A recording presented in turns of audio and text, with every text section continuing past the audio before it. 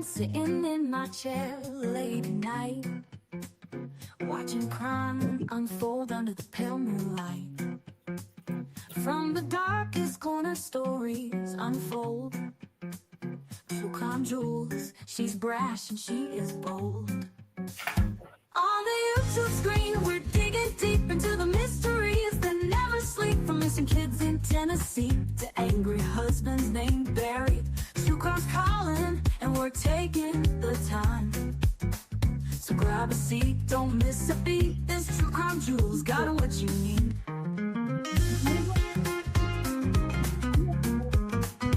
From missing people to twisted minds, we're unraveling secrets old Barry tried to hide. Every clue, every twist and turn. In the world of crime, there's always more to learn. On the YouTube screen, we're digging deep into the mysteries that never sleep. From Christopher's anger to Stephen Fisher's lies. The truth is calling, and justice won't be denied. So grab a seat, don't miss a beat. True Crime Jewels on the YouTube streets. Lights are low, suspense is high. We're chasing truth, we spot every lie. Step into the darkness, hold on tight. Two flashlights out there in the dead of night. On the YouTube screen, we're digging deep. Barry Morphew's case is hot. A boy in Tennessee won't be left behind. From the coldest cases to the ones that shine. True crime's calling, and we're taking the time. So grab a seat, don't miss a beat. This True Crime Jewels got what you need. We're always watching Barry and waiting for the truth. In the world of crime, we discuss the proof. So hit that play and join the true crime journey with Jewels of Thought and her Gemstone family. Well, hello everybody. I hope you guys are all doing very, very well. I am myself doing grand, absolutely grand. So it's good to see you guys. I have a very bright light back behind me because that is the ocean, but you can't see it because the light is shining. It's a very pretty day. But I already went out, did my walking around, and went out and hung out on the pier. And not any dolphins today, but yesterday, oh my goodness, dolphins were everywhere. They had their babies out. It was wonderful. So I got some pictures and some videos and stuff. Okay, so I'm going to talk about Lori Vallow today. Actually, let me edit that a bit. We'll talk about narcissist. Narcissists can be mildly irritating. You can actually even be friends with them as long as it's not too out of control. And you find some level of acceptance that this is a personality disorder. This is who they are. They have very little control. They have zero self-awareness. They have very little self-control in managing or editing themselves and their behavior. And, you know, if you like the person, you like maybe, or you like their knowledge that they possess, or their really fun, maybe they're really accomplished golfers or video game players or artists, and you just like a part of them, but their narcissism is so off the chart that it can make it very difficult to tolerate them. Finding some kind of acceptance and just say, you know, this is who they are. And, you know, the very definition of personality disorder is that this is a long-standing ingrained pattern of behavior that is not likely to go away. They're not likely to seek out therapy to try to make it better, to mitigate some of their selfish, low, empathetic, perhaps even propensity toward bullying, maybe violence. Now, some of these people with narcissism, it is off the charts. It is, they're dangerous people. One of those would be Lori Vallow. And, I was really disappointed with this whole, she's going to represent herself in the trial related to the murder of Charles Vallow, her husband at the time. I don't know why, I was surprised that number one, I was surprised that she wanted to represent herself. Number two, I was really, really surprised that the court allowed that to happen. I thought that with the history related to her mental health, the continuing ingrained delusional thoughts, I thought that the court would put some limitations on that, just simply because I think it becomes an existing path to get a new trial. It's going to go off the rails. You know what I mean? No, I don't have a crystal ball, but I have knowledge, and she does have a long pattern of behavior that we've all learned quite a bit about. And it is not likely, number one, that she's going to find herself capable of following the rules of the court. She is not going to be happy with the judge trying to control her. I think that she will, especially considering the witness list, I think she is going to set up drama to the max in the courtroom. Kay is supposed to testify, among other people, and she's going to use that as an opportunity for grandstanding. That's going to be the big problem here, is going to be the grandstanding. And I don't think she has it in her to allow the judge or the court to set limitations on her. If you remember, I can't remember that guy's name. There was another guy, the one who who drove the car through the Christmas Day parade. Can't think of his name right now. I don't want to, because I don't, he's just a slime, he's nothing to him special. But he said that he too thought he was smarter than everybody else.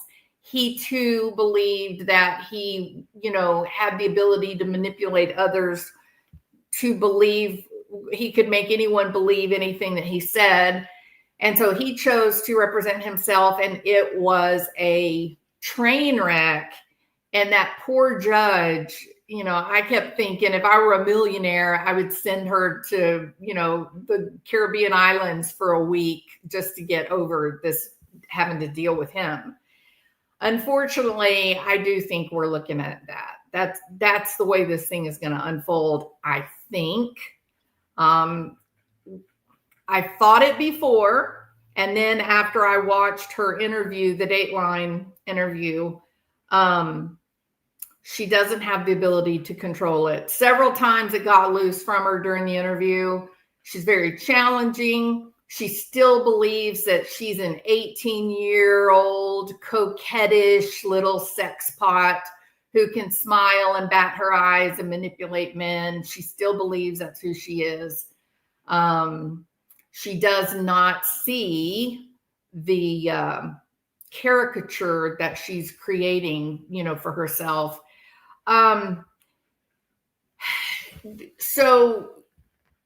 So I do feel terrible for Colby, the son. I feel terrible for him that he is being exposed to this nonsense.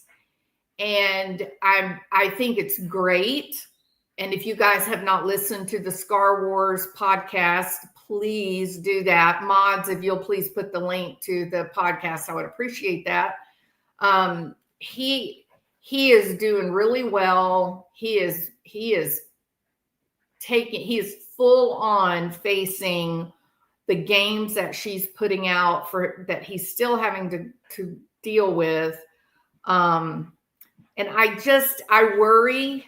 I think she is wrapped up right now in getting back at Larry and Kay, maybe Adam and some of her family members. She is so, okay, so I will say this too. A couple of times, I thought she's not delusional. She knows that what she's saying is nonsense, but what other choice does she have, right? People that are delusional, they believe it. Like just like you believe your name, you wouldn't tolerate someone coming into your life and say, okay, I know you think your name is Donna, but you are delusional and your name is really Mary. And you've got to start using your real name and stop using the name, Nicole or Jennifer or Donna or whatever it happens to be. It would be physically uncomfortable to suddenly try to start using the name Mary when your name isn't Mary. So people that truly are suffering from a delusional type of a condition where delusional thought is an important part of that, they don't typically waver from that. That's their reality. They believe it regardless of how nonsensical, and they can become quite organized in trying to set up a scenario where the unlikely scenario is logical. It's not logical, but they depend on that delusion for something. I think Lori's in a different place. I think after watching her in the courtroom, after watching this interview that she did, I think she had no other choice than to continue the lie, the big lie that she's delusional. I think that she was so hungry for her need to be special. I think the narcissism is so big that Chad became a tool for her greatness. I fully believe that she watched Chad and she knew that he was full of you-know-what, that she didn't believe this whole nonsense about the veil and portals, and she didn't believe any of that. I am convinced of that now. She simply watched other people and she said to herself, they believe him. They believe that he's special. They believe he's a prophet. And that, if I'm his wife, that makes me very powerful and very special. So it was a horrible, it was the perfect storm, right? It was these two personality disordered, weak, ineffective people living empty, directionless lives, that they just crossed each other's path in a terrible way. And, her personality disorder fired up his personality disorder and they were off to the races. Now, it's possible that Chad may actually believe some of what he's saying, because there were stories like one day they were having at the office, they were having spotty internet connections. Like the internet connection kind of kept going in and out, in and out. And Chad shows up to bless the place. So he goes around this office building and says all these prayers and these blessings to clear up the internet connection. Well, what do you know about your internet connection? I get spotty internet connection all the time and wait an hour because it'll get all worked out, right?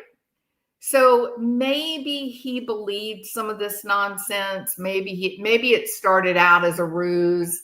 Oh, there was this discussion. I think it was Lauren on Hidden True Crime that, in the beginning, yeah, it was because they were interviewing Chad Daybell's sister-in-law, and she said that that in the beginning he was writing fiction, like his books were fictional in nature.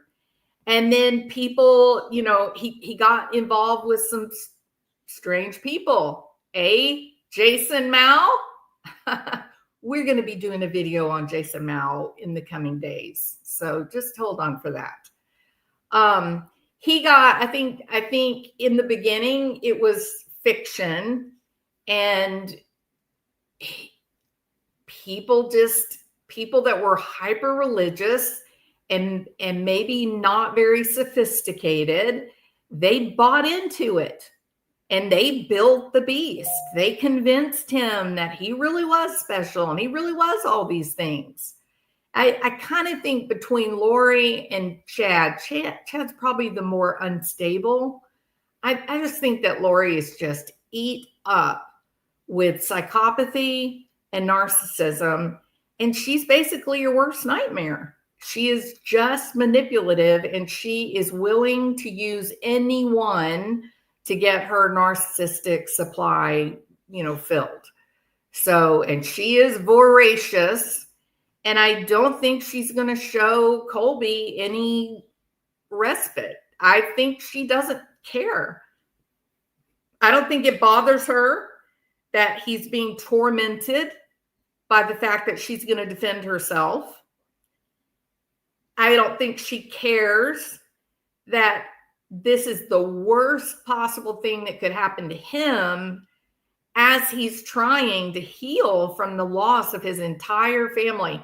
All the people that mattered to him from his childhood were wiped out by his mother. There's a lot there for him to unpack. There's a lot to relearn. There's a lot of trust to have to work on and try to redevelop.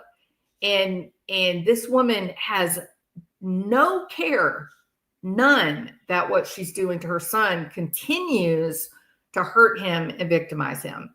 So I do support him completely in his Scar Wars podcast. I hope all of you guys will go over there and subscribe.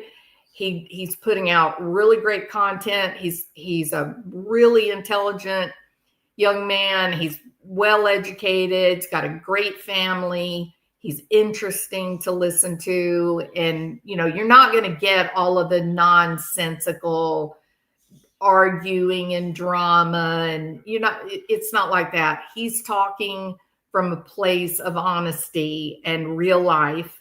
And he's in the midst of trying really hard to heal and be a healthy, contributing member of society, not for society, but for his own family, for his wife and his kids and himself. And, he's an admirable guy. He really is. And Charles Vallow had an awful lot, according to Colby, Charles Vallow had an awful lot to do with the man that Colby is coming into today. He was very good to Colby, according to Colby's stories. And we should, I think it helps Colby and honors the memory of Charles Vallow to remember that as this trial gets into full swing. Charles Vallow was a big, important part of Colby's life and becoming the man that he is. And Lori slaughtered him. For what? For a bonehead like the Chadster. Derpy. So she needs so badly to be special. And she was so voracious that she absolutely destroyed her her son, her children. She just wiped out all of the real people in her life in exchange for this belief that she was one day going to be so special. So with narcissism, and I do think that she is probably psychopathic as well. I don't see where she has a single bit of pro-social inclination. None. It's like every single thing that she gets herself involved with, it's good for old Lori, and that's about it, including for her children. So narcissism, as you all know, it is a personality trait that is characterized by a huge, enormous sense of self-importance. These people have a very, very, very deep need for admiration, and they have equally as low of amount of empathy. So their need for admiration is exactly the opposite of how much empathy they have for others. If they have empathy for others, they don't have as much of a need for admiration. If they are hungry for admiration, like some of these YouTube creators, their empathy is zero. Some of these YouTube creators are demonstrating a certain level of narcissism that they are willing to absolutely destroy another human being that has caused them no harm at all. They're willing to destroy them in every part of their life for a few clicks and views so that they can be an accepted part of a group. And, the equation for that type of abusive, cult-like, trolling, bullying behavior is you're a narcissist. You have a super high need for admiration. You have an inflated sense of self-importance, and you have zero empathy for human beings in general. So if you encounter one of these monsters, do me a favor and kick them in the shins. No, flip them the bird. No, I'm kidding. Just ignore them. That'll hurt them worse than anything. So this need for admiration and importance is, it can be so extreme that we then, call it a narcissistic personality disorder. And when it reaches the level of personality disorder, then narcissism can and will drive criminal behavior. I mean, it's a correlation. Sometimes it can even be predictive if certain other factors are in place. So the narcissists who are most likely to turn to crime are people with a grandiose self-image, and then a lack of achievement to support that self-image, right? They believe they're special, they believe they're awesome, and yet they're not really seeing the benefit, the fruits of such a thing. So then they are willing to do anything to maintain the illusion that they are very important people. And that can include some really horrible criminalized behavior.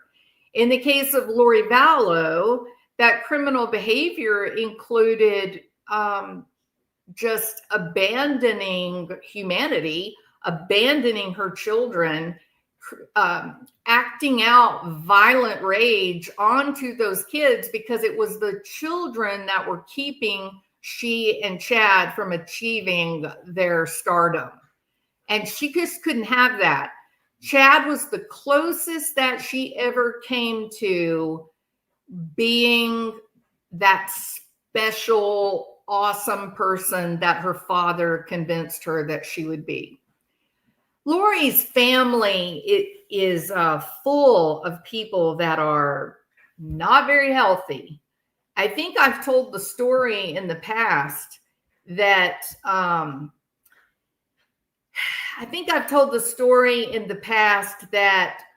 Lori's mom went through this weird thing where everybody sitting at the dinner table, daddy on one end, daddy Cox on one end of the table, mama Cox on the other side of the table, and then all these children on each side of the table.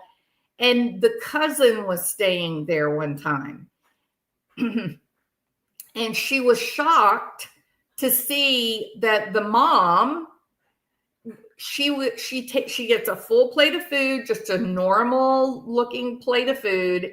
She gets a fork full of food, takes a bite, chews it up, and then puts it on the plate unswallowed. She ate her entire meal without swallowing a single bite of food. And she said, because there was some confusion about, is your mom okay? What's happening here? And she said, I just have to taste it. I don't have to swallow it. So apparently this is some kind of weird anorexic ritual to avoid gaining weight, perhaps. So, I mean, there is so much to unpack with that one story, that one behavior, and the effect, the impact that it would have had or may have had on those kids. Seeing mom engage in these strange, unusual rituals, all in the name of shallow personal appearance. For the group of narcissistic, insane troll bullies that are really feeling special because they can all target the same creator relentlessly, unmercifully dishing out incredible pain. I find it so interesting that the ones who are completely screwed up. I mean, the bullies are drug addicts, alcoholics, death fat, huge, not just morbid obese. I'm talking about sincerely frightening obesity. These are people. Oh, there's anorexia, there's eating disorders. This group of people that are demonstrating these very real kind of real world issues, problems, they are happy to make fun of this one person by attacking her looks. And I'm thinking to myself, hold on, you are making fun of the way someone else looks? First of all, you're old. Isn't this thing where you attack people's looks, isn't that supposed to happen like in the elementary school playground? Why in the world is it happening? A 50-year-old lady would do that? Why? What's wrong with you that you have to bully someone based on their looks? The people that don't tend to do that kind of bullying are usually people that are, normal. So if you're one of those that's engaging in that kind of bullying, why don't you make a call to a psychiatrist or a psychologist and see if you can get your problems worked out? Because what you're doing is age inappropriate. It's really strange. It's really worrisome that you are so low in empathy that you will drive another person into the ground with middle school bull crap. Just stop. It's so, you look pathetic. You think that you're hurting the one you're bullying. You're the one that looks pathetic and ridiculous. Just like Lori and Chad are the clowns, while the murdered children and the murdered spouses are the ones that, people admire and wish they could have protected. And you're no different than Lori Vallow. You just haven't reached that point yet where you're willing to spill blood. But it'll come if you keep this crap up. I'm sorry, y'all. I'm having a hard time controlling my anger, but we'll address that in another video because it's coming too. So narcissists that turn to crime, it's usually the grandiose self-image and this heavy desire to reach that or to maintain that level. And they usually are nothing. Just like these little narcissists that are, running around bullying other creators. These are losers. They're not ever going to achieve anything in their lives. Their videos are just nonstop cuss words, nonstop talking about their own personal sex lives to the public. But in terms of their real life accomplishment, they don't have any accomplishment. it's sad the amount of substance use that they're all engaged in, and yet they somehow think, sure, it's okay for us to choose a creator and bully her to kingdom come. What? I mean, you guys are going to suffer if a group of normal creators decide to go after you the way you're going after this one single channel that did nothing to you. Nothing. But you're going to have trouble when all the other creators have had enough. It's coming. YouTube it's coming. All right. So these narcissists with the grandiose self-image, but zero accomplishments to maintain their image, they do see themselves as somehow above the rules. The rules don't apply to them. They believe that they are entitled to special treatment. And because they think they're above the rules, they think they're entitled to special treatment, that justifies all of the broken laws. Their ability to bend the truth. They think that is part of what makes them special, is that they have this wonderful ability to lie and mislead and gaslight, and that's part of their special nature. The entitlement that gets acted out with narcissism fuels petty theft in the beginning. Fraud is a big one. And then certainly embezzlement is notable for people that are diagnosed with narcissistic personality disorder. Not only are they can they engage in violent crime, but also white collar crime like embezzlement. Think Bernie Madoff, right?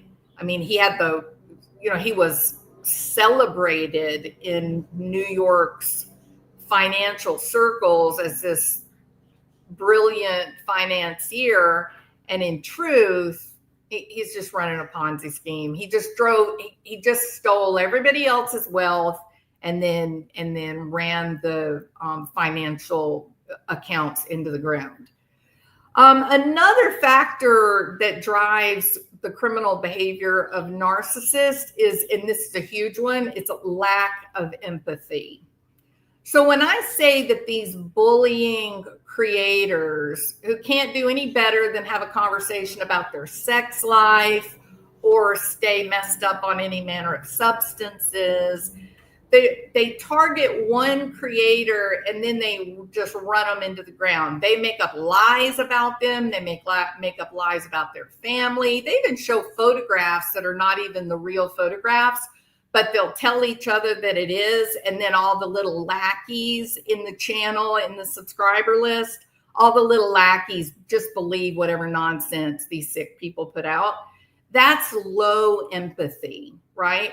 If you dislike another person so much that you're willing to make up a lie about them or their spouse just so that you can laugh and have fun hurting them, you're a person who is having zero feelings of concern or care for another person. You know what? Healthy people have care and empathy for others. Even someone that may have hurt me, someone that may have taken something important from me, I'm not likely to go out of my way to damage them. I'm not likely to want to seek vengeance against them because I don't like the thought of me being responsible for another person hurt. So these people that are willing to do this for the pettiest of reasons, which is to drive their YouTube clicks and views or to make Christopher Proudfoot happy, you're dealing with a lack of empathy that is absolutely correlated to narcissists like Lori Vallow, who are driven to violent crime, including killing their own family members. You're really messing around in a dark and frightening game. But go ahead, because it's coming. Time is coming for you. So a narcissist really doesn't care whether the type of harm they inflict is emotional, financial, or physical. They don't care. People are objects. They don't have a connection to people. They don't watch someone crying and then feel bad because they know what they feel like when they cry. And so they naturally, if they see another person cry, they feel like, oh, I feel bad for that person. I wish I could help them relieve some of their suffering. Lori Vallow clearly has zero empathy. She doesn't even seem to have empathy for the Chadster, right? The only empathy, the only care that she has is her own voracious narcissistic appetite. She's just looking to get hers. She needs to be famous. She wants to be famous. She is willing to look foolish and stupid to pretend to be famous, because what else is there for her? What else will she do? If she suddenly stands up and say, I was wrong, Chad is not a prophet, I don't have any special powers, I never did access the damn portal, it's all been a ruse, it was all a lie so that I could be queen of the 144,000, it was all just BS. If she were to say that, then what's left for her? Nothing. She just simply becomes another petty, useless, messed up criminal, right? That's all. So she can't come forward and be authentic, because then she is the thing that she fears most, which is a big old nobody. Violent crime. So she looks at people, or narcissists look at people as objects. They're simply tools to help them get status or power or validation, or they may look at a person as an obstacle for whatever pursuit of power or status that they're engaged in.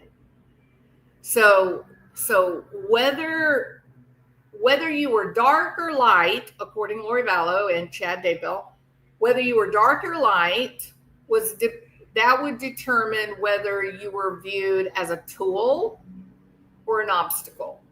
If you were an obstacle, you had to be eradicated. If you were a tool, like Melanie, then you could be kept around. I mean, this is some dark stuff. Even if they liked you, it's still scary the way they viewed you, right? Same thing goes for the trolls on YouTube. You guys, you subscribers, you creators that are hanging on to the coattails, you have no idea what these people are capable of. They're dangerous. They're empty of substance. They have zero care or concern for anyone else except themselves. Mark my words, Christopher Proudfoot is simply a tool for them to get what they want.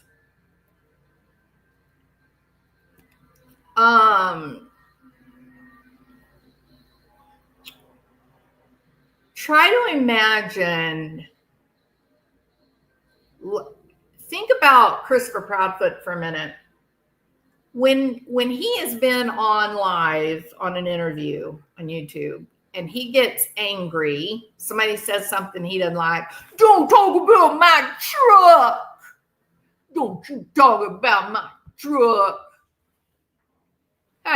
How dare you? How dare you talk about my truck? Don't you talk about my truck. Shut up, Christopher Proudfoot. You are a blowhard. Now then, think about the times that we've watched Christopher Proudfoot, somebody says something or does something he doesn't like, and what does he do? He explodes in anger, doesn't he? If he senses any type of criticism or rejection, he lashes out with anger or ridicule. Why? What's he lashing out against? To reassert his dominance. Is that right or wrong?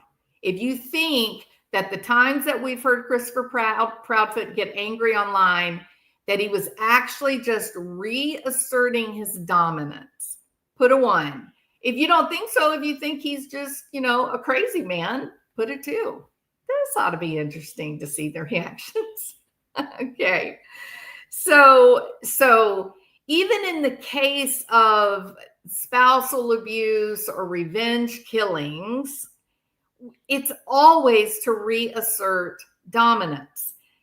Just like YouTube trolls and bullies, they have picked one creator that they perceive her channel was too successful.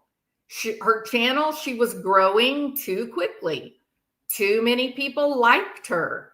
Too many people were giving super chats. And these 3, 4, 5 channels all came together with an organized plan to reassert their dominance. And what is their dominance? I'm willing to hurt you, and that makes me special. I'm a bigger asshole than you, and that makes me special. That's really and truly what's happening there. And for Lori Vallow, it's exactly the same thought. I've got Chad here, and he's a goofus, derpy derp, but people believe him. People believe that he has some type of metaphysical power. There are people that really do believe that he's a prophet of God. There'll be people who will believe that I'm the queen of the 144,000. I will have more control and admiration and money than I could ever have in any other situation in my life. And all I have to do is play Jezebel to the Chadster. And that's it. If I just sexually mess with his head, then I get to walk around being admired. People are going to look up to me as queen of the 144,000. People are going to look at me and say, she's one of God's chosen. And Jason Mao helped build that delusion, by the way. It's really hard to be queen of the 144,000 when the children of the man you murdered are hanging on to your coattails. So how does JJ and Tylee fit into this delusional state of all I got to do is, have creepy monkey sex with the Chadster, and then I'm going to be admired and worshiped, and I'm going to be this goddess.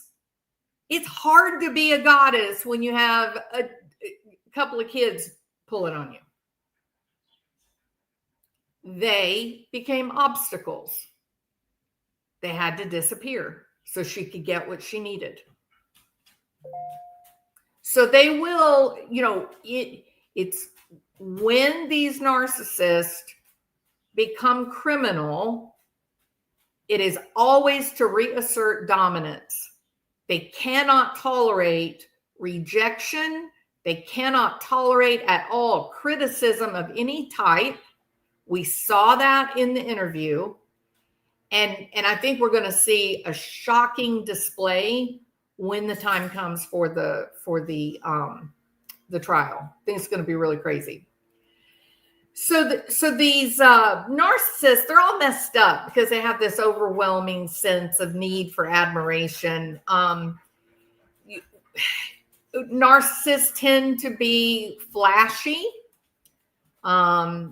Their crimes can be quite ostentatious, attention grabbing. And let's talk about Christopher Proudfoot again for a second.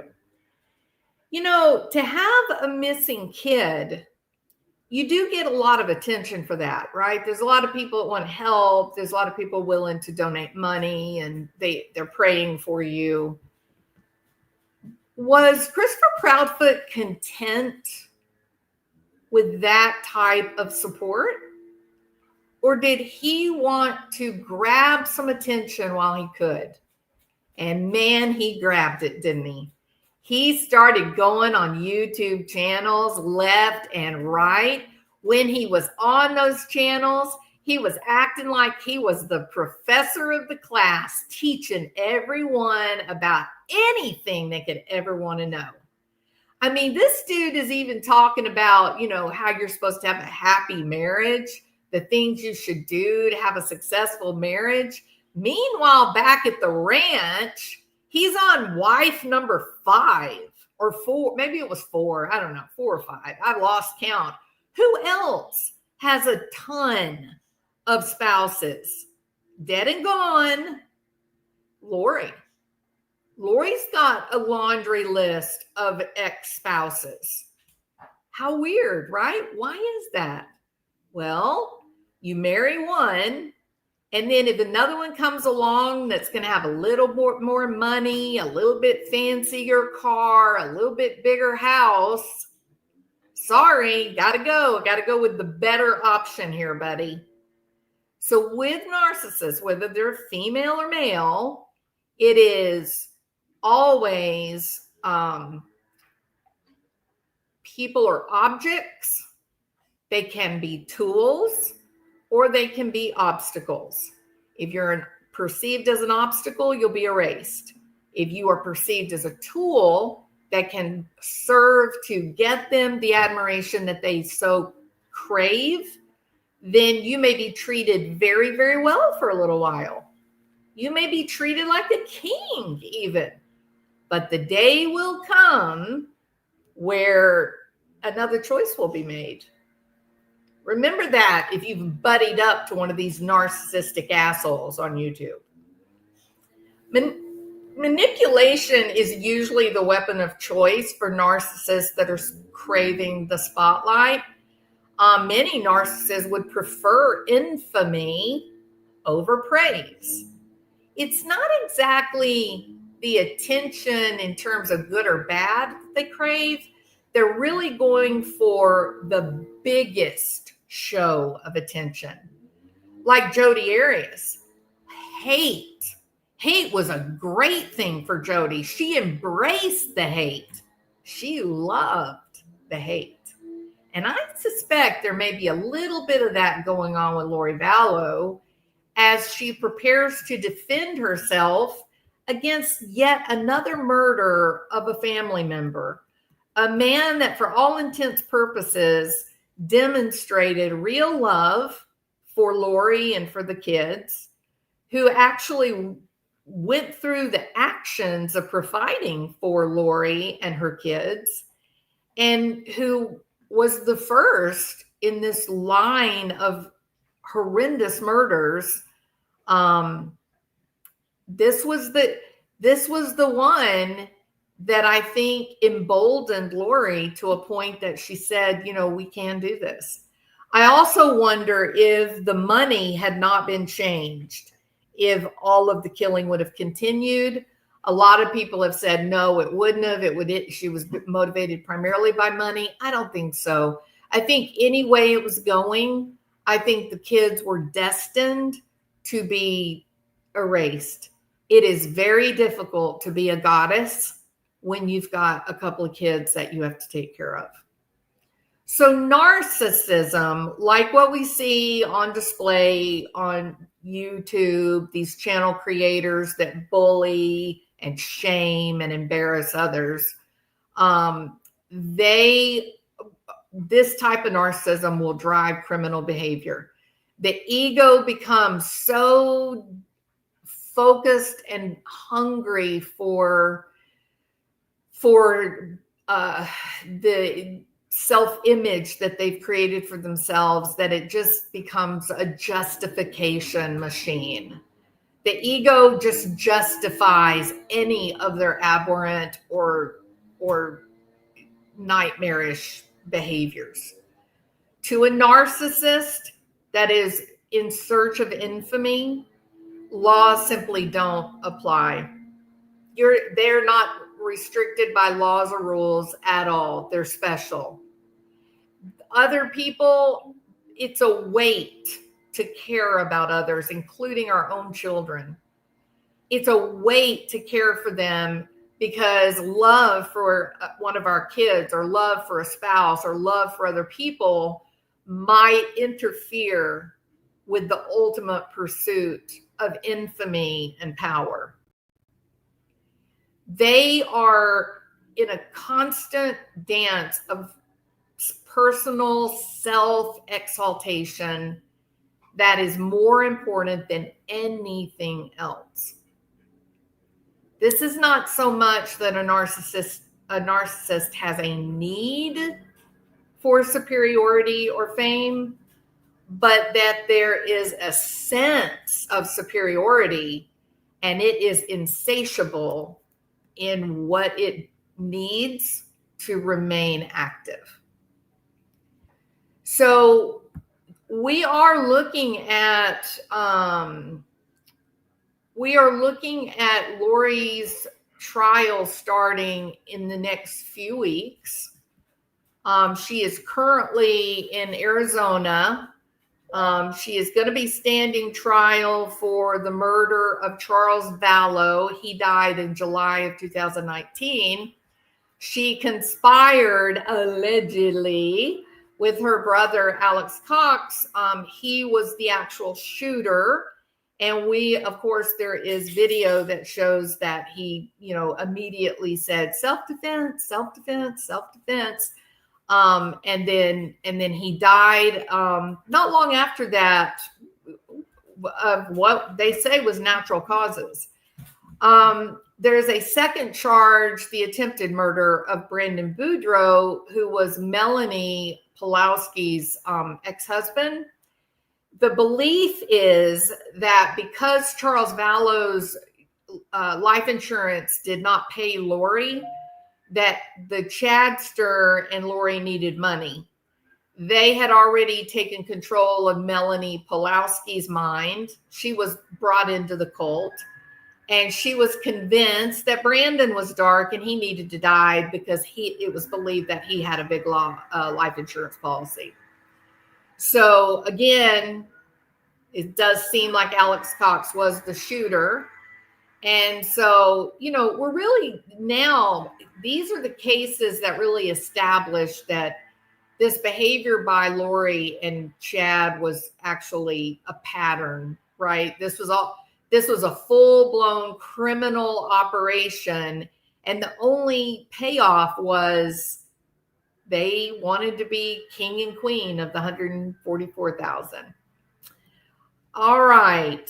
The Arizona trial is supposed to begin in 2 weeks, March 31st.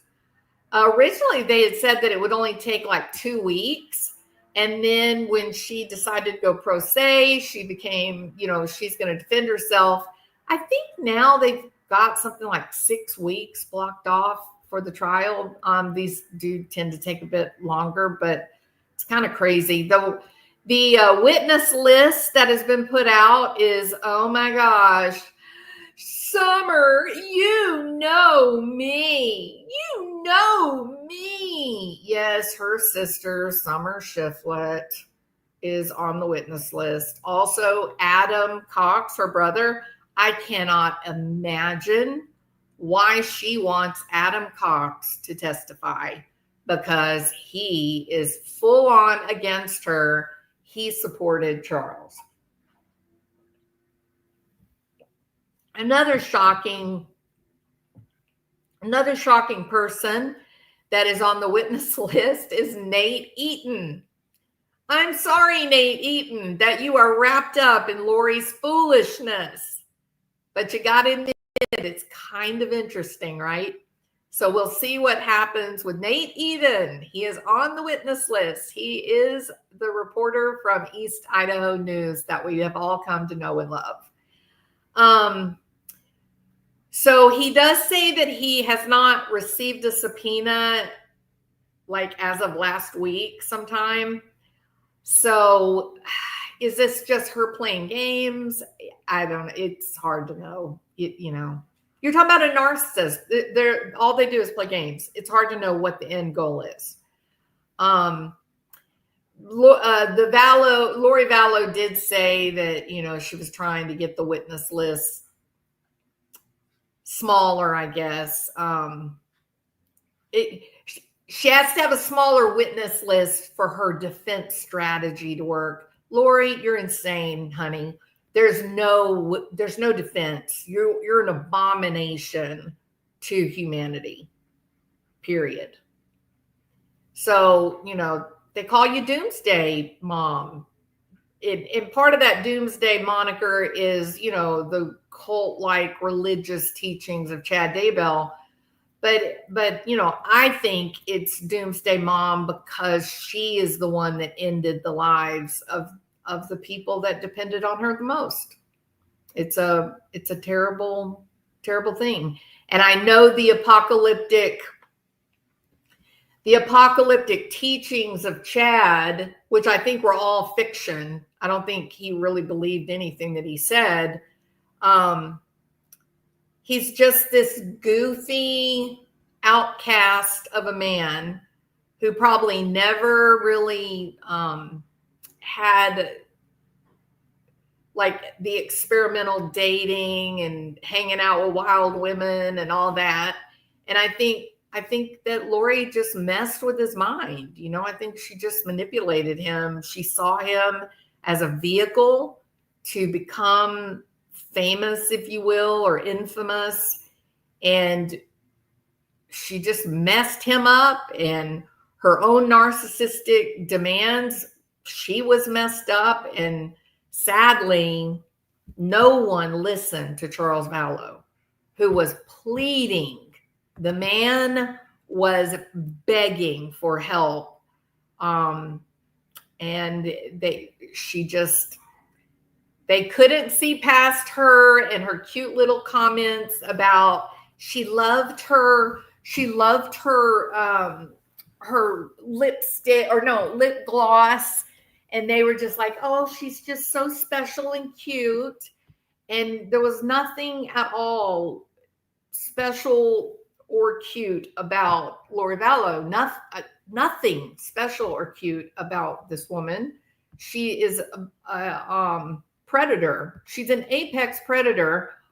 All of it designed to get her needs met, to somehow be this exceptional religious figure that her father convinced her that she was. Crescia, so good to see you. Keith asked her about being her own attorney. She said she loves it. It is horrifying what she's doing to you guys and to Colby. It's horrifying, truly. But this is the narcissist, right? It is in action, zero empathy for others, looking at other people as simply tools, where objects, they're either tools to help her be special or obstacles to her being special. And if you're a tool, she'll keep you around for as long as she needs you. And if you're an obstacle, she'll dispose of you. And so she's demonstrating that by saying, I'm going to serve as my own attorney. She's doing it again. She has no care at all for JJ's family. She has no care for Colby and what his family is going through. Zero care for Kylie and this idea that somehow Tylee did something wrong. It is absolutely terrifying what Lori Vallow is. If you take away the attractive physical appearance, if you could only see her in her purest form, defined by her actions, she would be the worst kind of monster. So let me see. I just started reading the side chat. Lori is, let's see, what is this? Lori is continuing to turn up the paint. Yes, Crescia. She's turning up the pain on all of us. She knows are going to be there because we want justice for our family members that she took out. I think in a weird upside down narcissistic, criminally insane way, I think that Lori, I think she thinks she is getting vengeance. I think by representing herself, putting Kay on the witness list, I think she somehow thinks that she's getting retribution for what you guys did to her, meaning the prosecution of the deaths of JJ and Tylee. I think she sees that as she was wronged. I do think that that's what this is about, but got to look at Lori in an inverted way. Absolutely. And it was just like when she was in the police station. She was like, "Ann, I like my lip gloss. I just bought it. I want my lip gloss back." That is that using sexuality to manipulate objects. I mean, it looks sad and pathetic now because she looks really, really rough. And she did try that with during the interview, the jailhouse interview. "Oh, Keith, are we going to be friends? I thought we could be friends." I was just like, stop. Oh, that's it's an abomination. If you looked in the mirror, Lori, your evilness is seeping through the pores on your face. You're no longer the cute little trick and shoe leather. You are an abomination. Absolutely. And my heart is broken for you guys, Kresha, for Colby. What you guys are being put through it's unforgivable. Truly, she has absolutely earned her a very special place in hell, in my opinion. All right. Hey, Kim G, how are you doing? It's good to see you, Ginger. She was flirting. It was so disgusting. It was just incredible to watch. Yeah. She's been in 100% retaliation mode. Isn't that just mind-boggling? Mind-boggling. Yeah. So, I made a few. I didn't load them all up though. I made a few of these. I guess you call them memes. Is that what you call them? Are they memes? Let's see. I've been encouraging everyone who attends trial to buy and bring extra lip gloss and to overtly apply it during the trial testimony to say it in plain sight, the language Lori understands. I love it, Kresha. Absolutely. I'll wear lip gloss in honor of you and JJ and Tylee and Kay and Larry and Colby, the whole Tammy, her family, to make a point, right? She is incredible. The other thing too, it's interesting. I'm really glad that you came into live. I'm so interested to get into the Jason Mao interview. I saw the beginning that popped up just as I was about to go live. And so I'm going to go straight over to your channel when I finish here. I've got to watch it because you know how I feel about Jason Mao. Like, I think he made the great escape by the hair of his chinny chin chin. I think he is probably culpable. I could be wrong, but I think he is not a good guy.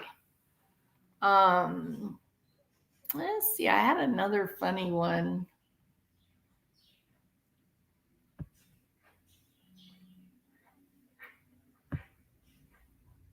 Okay, here's another picture of Lori ready to be her own attorney and to question the witnesses during her trial starting March 31st. She's got her wardrobe all picked out. She's ready to go. There she is. She is ready to show you guys her stuff.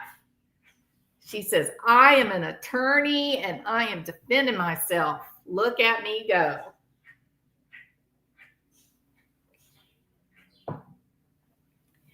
I had already started making merch saying the Lord's favorite and showed my mods during our watch party, showing them I was already working on that when Lori said it. Oh, wow. I'm totally buying one. I'm totally buying one. I hope you'll definitely her face is falling and it ain't coming back. No, it's just going to keep on reaching down to her forever home, isn't it? Her forever home. Her face is going to get there before her skeleton does.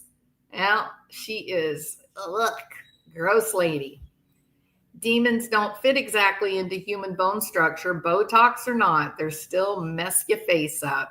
Yeah, I think her face is heading down to her forever home, and her skeleton will be down there. And, hopefully 50 years from now, my hope is that this heifer lives a very long, miserable life in the penitentiary. I cannot wait. I can't wait for the bumper stickers. I love it. Are you doing t-shirts too? I want to get a t-shirt to wear like through the whole trial. Every time I go live to discuss the trial, I want to wear the t-shirt. It's like, girl, God doesn't even know who you are. That ship has sailed with your bad acts. Ugh. So what Kresha is talking about, if you guys haven't seen the interview, Lori says in the interview that that God loves you, but she's his favorite. She says, if she had a bumper sticker, that would be her bumper sticker. Well, too bad, Lori. Kresha's going to have the bumper sticker. So, boom. Yeah, she's a horrible creature. Horrible creature. So, that video, let's see if I can find it really fast so we can all go watch it. So, I don't know if all of you know Kresha. This is, I'm sorry, I was reading something. Kresha is JJ's aunt, Charles Vallow's niece. All right. Let me see if I can find the video. And then I'll put the link in yes. Oh my gosh, I can't believe it. So here is...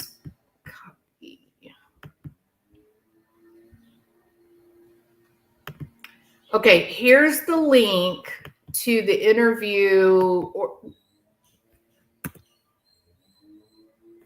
Okay, so Kresha, difficult research.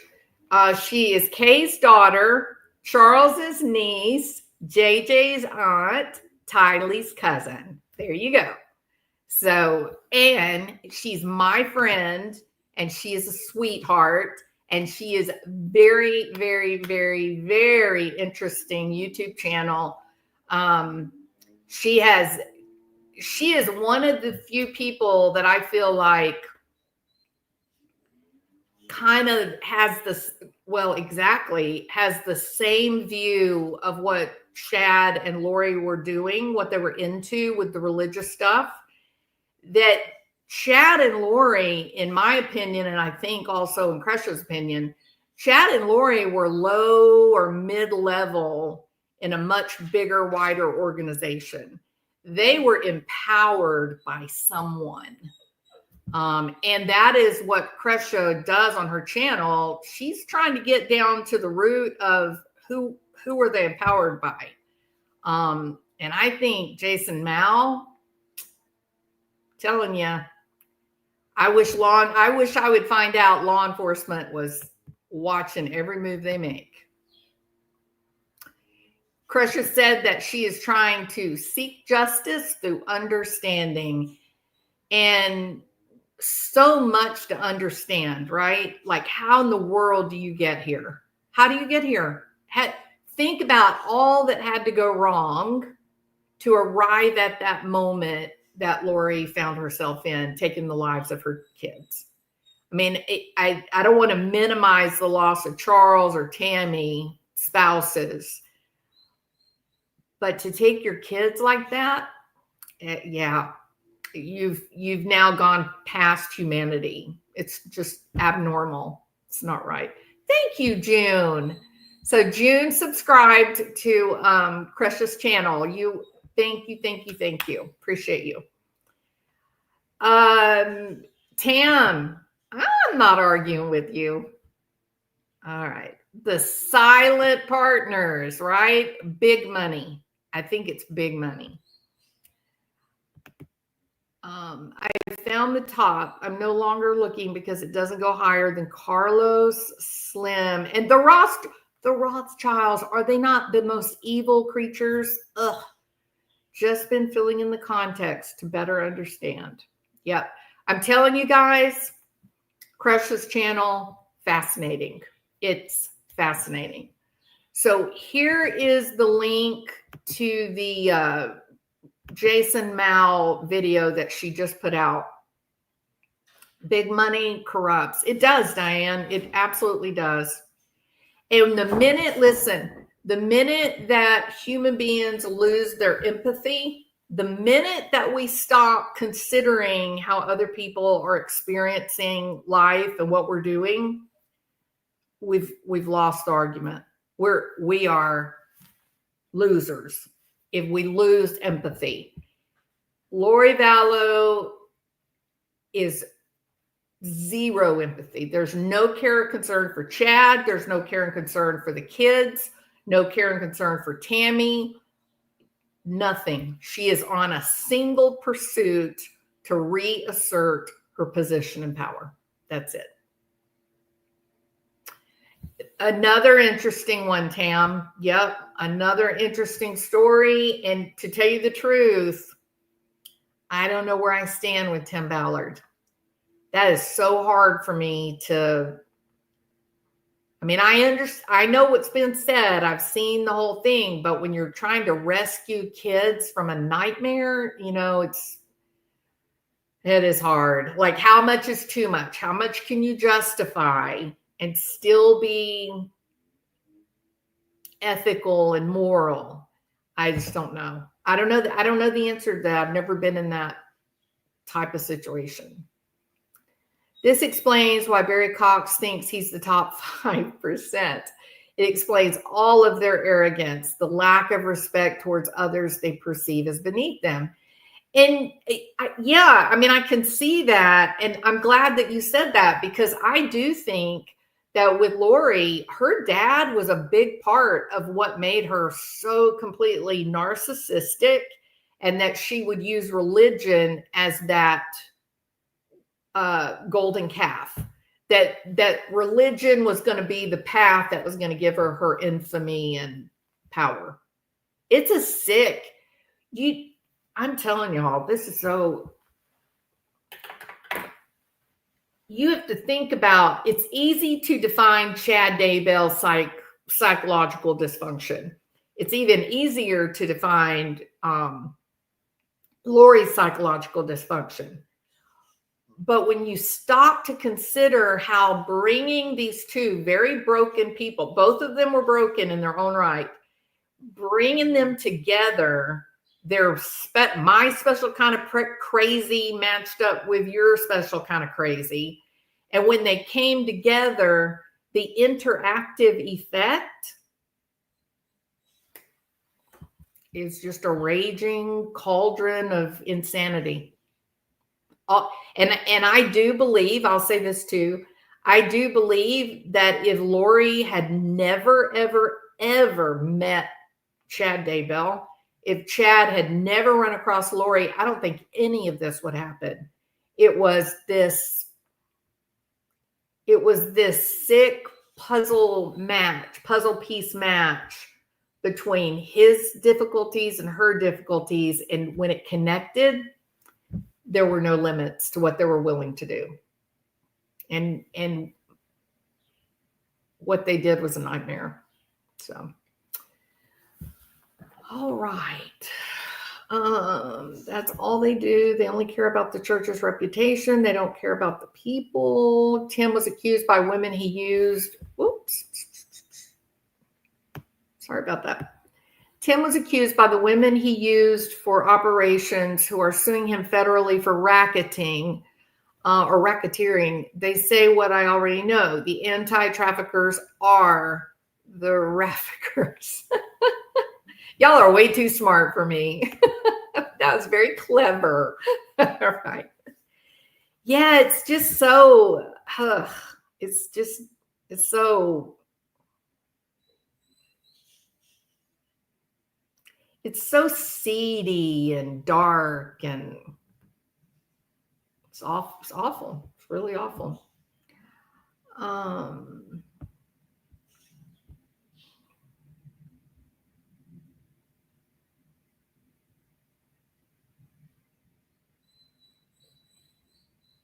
Yeah.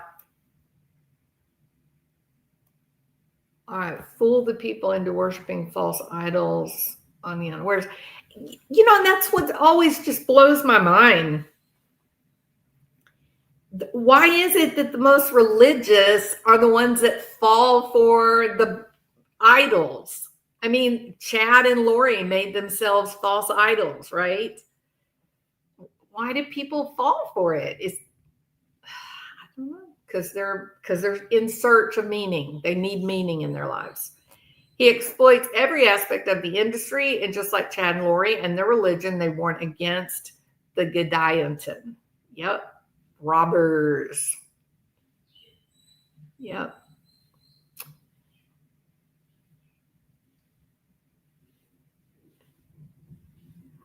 But you know what, Krisha? The books where Jason Mao dressed up like a gladiator, you know what I'm talking about? Can you get any more narcissistic than that? A grown man, over the hill man, who is still saying, oh, I want to dress like a gladiator and stand on the big rock and take my photograph so I can be on the front of the book. Narcissism is a terrible thing, people. It's a terrible thing. Narcissism that is in existence with low achievement, that is dangerous. That is a person with a great potential to be dangerous as they seek out some kind of significance. I have those pictures. Jason Mao dressed as a character from their book that never existed, right? Ugh, awful, just awful, awful. And what kind of self-respecting man does that? Do you know? Oh my God, Krisha. Me and my husband, we're just good old boys from Louisiana. That's all we are, right? We just go out and collect the eggs in the morning. And do you know what would happen if I asked my husband to put on a gladiator outfit? And he's a handsome guy. He's in good shape. Do you know what he would do if I said, here, honey, you're going to be a Roman gladiator for Halloween?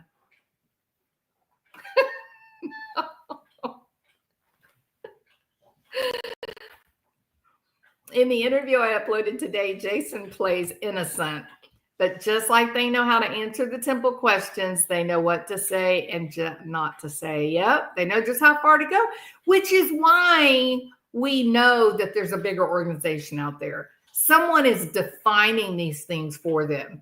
You're okay to go here, but don't cross that line because then we won't have any way to keep you safe. They know. They know. Yeah, except it's not Halloween, right? So, yeah, no, even in a Halloween type situation, my husband would laugh at me and say, you're insane. No, I will not put that nonsense on. No. It's just, and yet Jason Mao was like, oh, gotta be a gladiator, gotta stand on the rocks and take my photograph while I hold my chiseled chin up to the sky. It's so narcissism. It's the worst. Narcissism is the worst. And unfortunately, on YouTube, there's a lot of creators that are dealing with unhealthy levels of narcissism. Unhealthy levels. Now, some people say to me, oh, well, narcissism can never be healthy. Well, yeah. not narcissism per se, but we all want to have self-care and concern. We want to value ourselves. We want to, there does need to be a certain element of pride in your life, being proud of the things you've accomplished or the things that you're currently working to learn or to succeed, because all of those things together is what forms a healthy personal identity, right? So someone who's healthy, they want to present themselves in the best possible light. A lot of people that are dealing with high levels of anxiety or depression, they don't care what they look like. They don't care how they present to the world. And so it is a healthy dose. It's a little smidgen of narcissism. It's okay. It's one of the things that helps us want to succeed. It sort of fuels our need to live up to our personal ideals instead of just accepting wherever we happen to be, in life. But people that are dealing with a high level of narcissism, they have low empathy, they've got a grandiose sense of self, they don't believe the rules relate to them, they end up being bullies and criminals and murderers, all to pursue some high throne for themselves. And how pathetic are you if your high throne that you're pursuing, that you're willing to hurt others and destroy others, your high throne is simply to be the meanest channel on YouTube. You are a real loser if the biggest goal that you set for yourself is, I'm going to be the meanest channel on YouTube. I'm going to bully other YouTube creators until they do my will. Oh, be gone before someone drops a house on you, right? All right. Now then, talk about cluster B. Yeah, there's a lot of cluster B running around. Yeah. Did you see the KDP Chris W mashup today? No, what is that? Did something happen?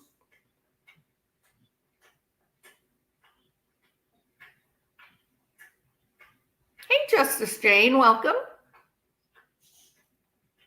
What happened with Chris Proudfoot? Oh, that dude. Ooh. I am working on a video about him right now. That's what I hate about some YouTubers. I'll worry about Christopher Proudfoot. He's the really bad Christmas tie that keeps giving. But these people give us so much. They are a wreck. These people that we do videos on, Kresha, are a wreck. So, all right. Thank you, Sketty Nona, for being on the replay crew. I appreciate you. It's good to see you, though. I'm glad you said hello. I'll be back later on. I'm not finished. Kresha's got stuff going on, so I hope you'll go over there and support her channel, subscribe. She's got great information. And then we'll talk about Chris Proudfoot later on this evening, okay? All right. I think that is everything. I hope you guys enjoyed the information on narcissism and criminal behavior. Y'all have a good afternoon. Well, I'm sitting in my chair late at night, watching crime unfold under the pale moonlight. From the darkest corner, stories unfold. True crime jewels, she's brash and she is bold. On the YouTube screen, we're digging deep into the mysteries that never sleep. From missing kids in Tennessee to angry husbands named Barry. True crime's calling and we're taking the time. So grab a seat, don't miss a beat. This True Crime Jewels got what you need.